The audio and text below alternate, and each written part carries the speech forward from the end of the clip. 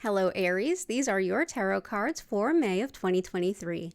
I'm Danielle Stimpson of Learn Reiki Philadelphia, and I highly recommend that you check out the videos for your sun, moon, and rising sign so you get a more holistic view of the entire month ahead for you. If you enjoy Reiki, tarot, or crystals, I highly recommend that you hit that subscribe button and the notification bell so you don't miss an opportunity to enjoy all three here on this channel. So without any further ado, let's see what the month has in store for you. Okay, so Aries, this month is very much a month of refinement.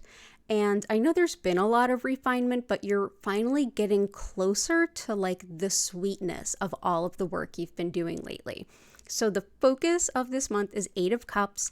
It's one of my more favorite cards, not because it's an easy card necessarily, but because it can really help kind of lighten your load and make room for really good things. So the Eight of Cups is all about walking away from what no longer serves. These empty cups. Cups in tarot are emotions, fulfillment, love, empathy, all of those good things.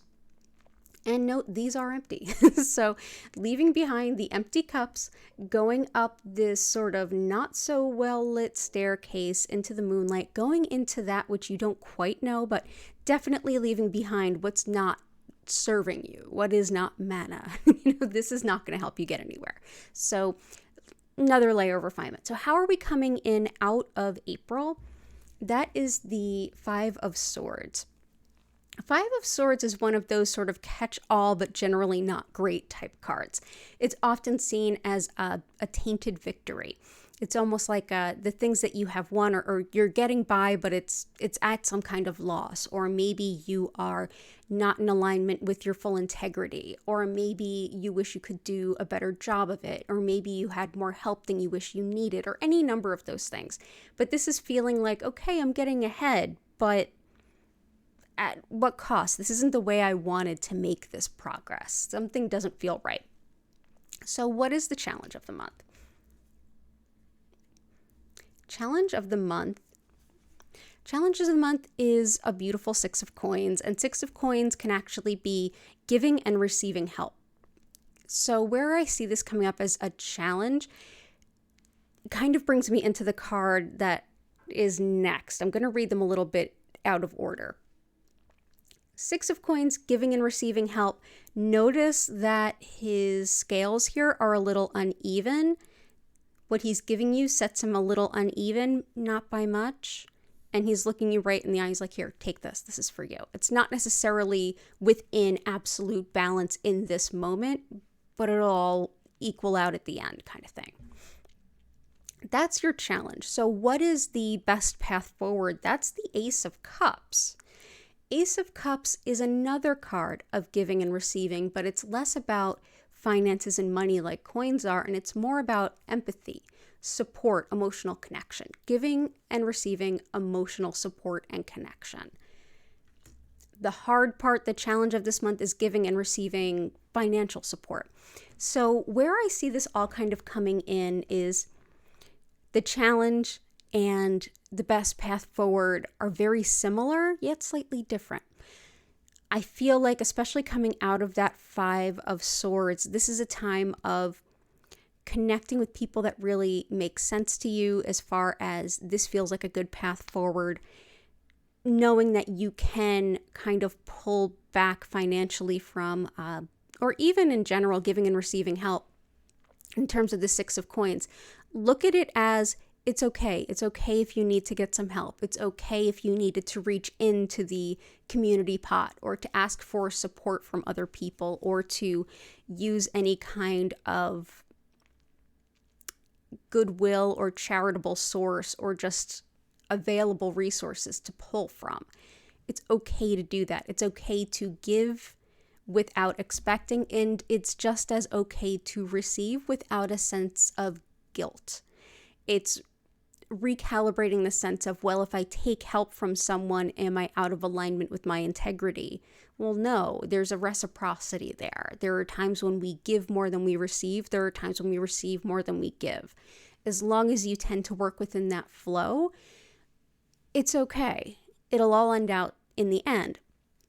what this month is very much about is receiving without that guilt, giving without that expectation, and also feeling like it's okay to be supported by those around you. You don't have to be the one leading all of the charge. Others are certainly not only allowed to help you, but it would be doing them a disservice not to allow them to help.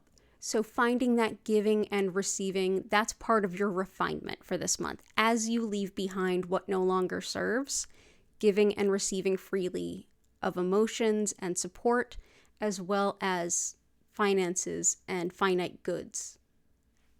So what is the thing that your guides want you to know about all of this, to this month of so much shift and kind of changing our paradigm on how we look at giving and receiving? The message from our guides is the Sun.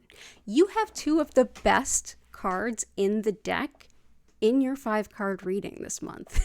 So things are headed in the right direction. The Sun is where everything is in its culmination. It's illuminated. The sundial really shows this divine timing that the sun has come around. It's at that point in the Earth's rotation where we get full illumination. It's really just the sun and solar energy being the lifeblood and the life giver here. So your guide saying you are absolutely on the right path. You're doing the right work. You're okay.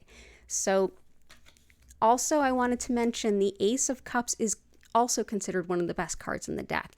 It's considered a blessing when it graces your reading because the Ace of Cups is this abundance of emotional support type energy. It's an abundance of love. It could be new people coming into your life or a new way of opening up to receive empathy and share in that mutual emotional support. So this is a really good reading. As for how you're entering the month, if I could just go back, I wanted to just point some things out about this 5 of Swords.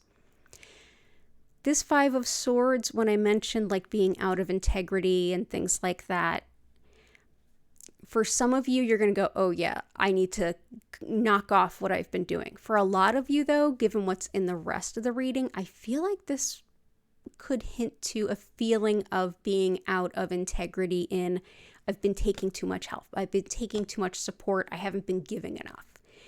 And this might be a month where you learn that usually we're on the giving side, the receiving side. We can't be all on the giving side all of the time.